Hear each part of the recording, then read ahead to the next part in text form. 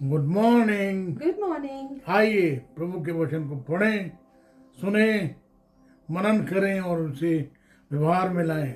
आमीन। याकूब 2:11। इसलिए कि जिसने ये कहा कि तू व्यभिचार ना करना, उसी ने ये भी कहा कि तू हत्या ना करना। इसलिए यदि तूने व्यभिचार तो नहीं किया पर हत्या की, तो भी तू व्यवस्था का उल्लंघन करने वाला ठहरा। James chapter 2 verse 11. For he who said, "You shall not commit adultery," also said, "You shall not murder."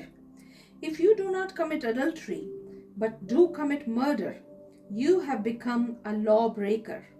Amen. आप देखें, जेम्स जो है पद 11 से शुरू करता है। पद 11 में वो कह रहा है, अगर आप देख लें पद 10 को, वहाँ जो बात हो रही है, क्या कह रहा है पद 10 में? याकूब उसका दूसरा अध्याय और उसका 10वां पद। क्योंकि जो कोई सारी व्यवस्था का पालन करता है परंतु एक ही बात में चूक जाए, तो वो सब बातों में दोषी ठहरा। James chapter 2 verse 10. For whoever keeps the whole law and yet stumbles at just one point is guilty of breaking all of it. आप देखें, जेम्स बात कर रहा है एटर्नल कॉन्सिक्वेंसेस ऑफ सिन। आप यहाँ बात देखेंगे, वो जो अपना केस बना रहा है, चाहे आप एक तोड़ें, बात हो रही है 10 आज्ञाओं की, बात हो रही है 10 कमांडमेंट्स की।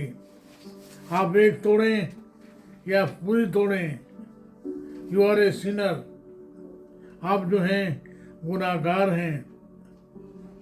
वहाँ बात हो रही है कि तू कहे मैंने हत्या तो नहीं की है, पर तूने विचार किया है, you are a lawbreaker, you are a sinner. आप देखें, वो यहाँ कुछ कुछ कैसे मानो बोल रहा है, जैसे पौलुस जो है रोमियो उसके 3 अध्याय के 13 पद में बोल रहा है, 3:23। He echoes Paul. Romans chapter 23 verse 23. And it says 23 and 24.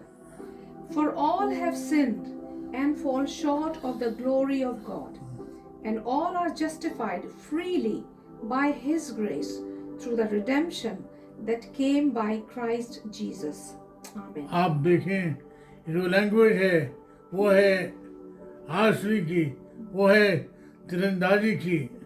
मैंने कल आपको बताया था, जब कोई तीरंदाज जो है तीर छोड़ता है, वो जो देखने वाला है वहाँ जाके चेक करता है कि अरे तीर तो निशाने पे लगा ही नहीं। वहाँ जोर से चिल्लाता है, मार दिया, यानी कि मिस द मार्क। परमेश्वर ने मनुष्य को बनाया था उसकी महिमा के लिए, परंतु जो उन्हें गुनाह किया तो जो है परमेश्वर की महिमा से दूर हो गया। आप देखें, यहाँ बात हो रही है सबने पाप किया है। अब इसका जो परिणाम तो है, every sin has its consequences. आप देखें उसी बात को वो आगे चल के कहेगा। रोमियो उसका 6 अध्याय 23 पद लिखा है, पाप की मजदूरी तो मृत्यु है, परंतु उसके मसीह में प्रभु यीशु मसीह में अनंत जीवन। Hallelujah, hallelujah. For the wages of sin is death, but the gift of God is eternal life in Christ Jesus our Lord. साथ ही साथ आप पढ़ लीजिए प्लीज, रोमियो उसका 3 अध्याय 24 पद।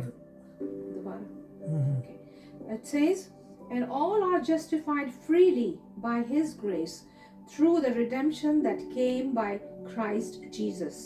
जो अनुग्रह है उसके द्वारा हमारा उद्धार हुआ है। Amen. आप देखें, यहाँ जो बात हो रही है अनुग्रह की, ग्रेस।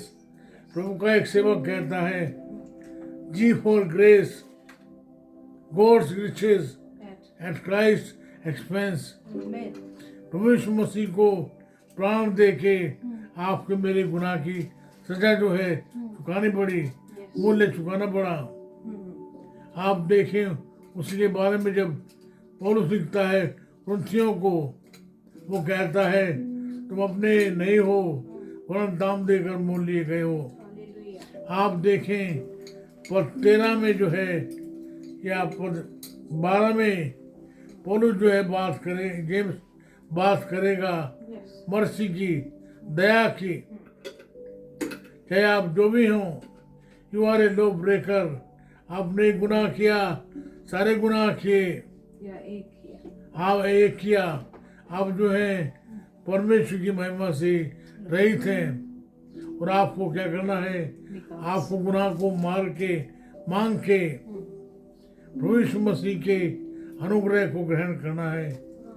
आप देखें वो कैसे मिलेगा, वो मिलेगा क्षमा से, जिसके लिए मेरे और आपके प्रभु ने अपने प्राण दिए। मेरे और आपके गुनाहों के कफारे में प्रभु यीशु मसीह ने अपनी जान दी। वो है सच्चा उद्धार। आइए फिर से एक बार हम प्रभु के चरणों में जाएं, प्रभु से मांगे, प्रभु आपका धन्यवाद, वो आपने मुझे पाप से बचाया, गुनाह से बचाया।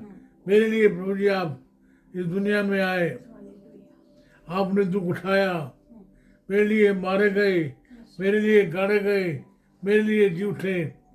आप मेरे हैं, मेरे जीवन के मालिक स्वामी होकर रहें, मुझ पर दया करें। प्रभु धन्यवाद हो, प्रभु जी धन्यवाद की भेंट को आप ग्रहण करें।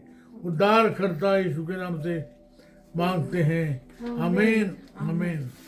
अब परमेश्वर पिता का प्रेम, प्रभु यीशु मसीह का अनुग्रह, पवित्र आत्मा जी की सहभागिता सार्वभौमिक कलीसिया के साथ साथ हमें से हर एक के साथ हमेशा तक होती रहे, आमीन आमीन आमीन। प्रभु में बने रहिए, वो आपके साथ है। आमीन।